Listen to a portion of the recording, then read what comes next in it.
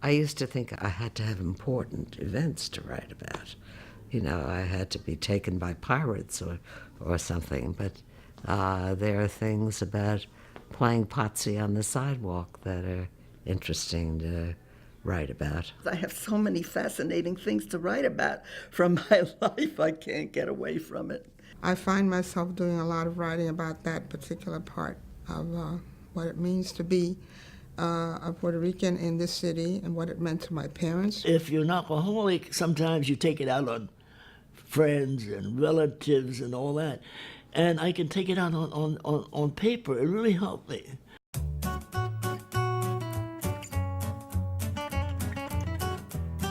A new painting, born. Violet, red, forest green might work. The ringing of my alarm clock wakes me.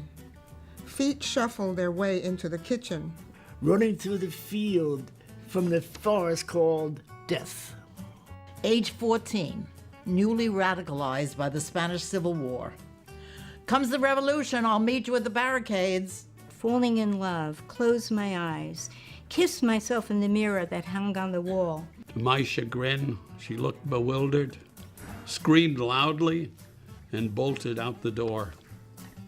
Clear to these English ears, their being together was as natural as the wind. We're not any less human in our 80s than we are in our 20s. We just have more wrinkles and more sag. But we still have minds, we still have hearts, we certainly have stories. I was looking for a writing group all my life. This, I feel, has been the best writing group I've ever been in. We did rap numbers, we did odes, we did homages. One story brings another. I keep forgetting and then I keep remembering. Oh, what about that? A lot of people come in who are not writers when they came in and turn out these well-written, sometimes moving, sometimes funny anecdotes about their life. I'm amazed how these exercises unearthed events whose memories seemed so deeply hidden. They're all writers. I tell them that once a day they have to tell somebody that they're a writer. I think the instructors have been very sensitive. They encourage critique instead of criticizing. They are working, living writers. One of the things that attracted me most to this was its title, The Use of Years, because I was feeling the pull of years.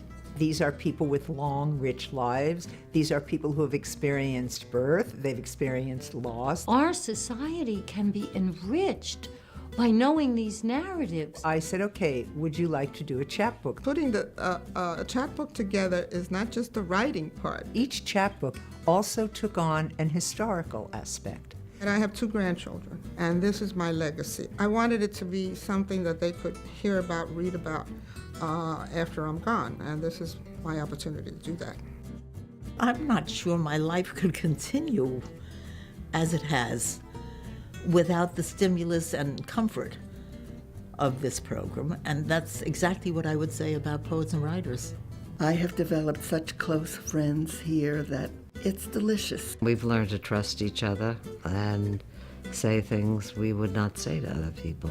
I might wind up one of those people on a bench outside who doesn't have much on their calendar except medical appointments. At this point in our lives when we say, well, is this the end? It's not the end. There's more to be done. Her mouth a cavern of no sound as she broadcast the lyrics to her small choral group. I'd sing low if my mother were sleeping, or to the top of my lungs if I was alone. And if the passing number 4 train tried to drown out my voice, I'd belt even louder. Comes the revolution, I'll meet you at the barricades if it's wheelchair accessible. Creating a mulatto's hybrid, pleasing to the eye and palate, but disturbing to the coldly critical, unaccepting world that surrounds it. I was so happy that I still had the ability to be attractive to men. I couldn't fall asleep until 3:30 a.m. What a wonderful reason for insomnia. Is God holding my hand to work by my side? Or through me? Did I do that?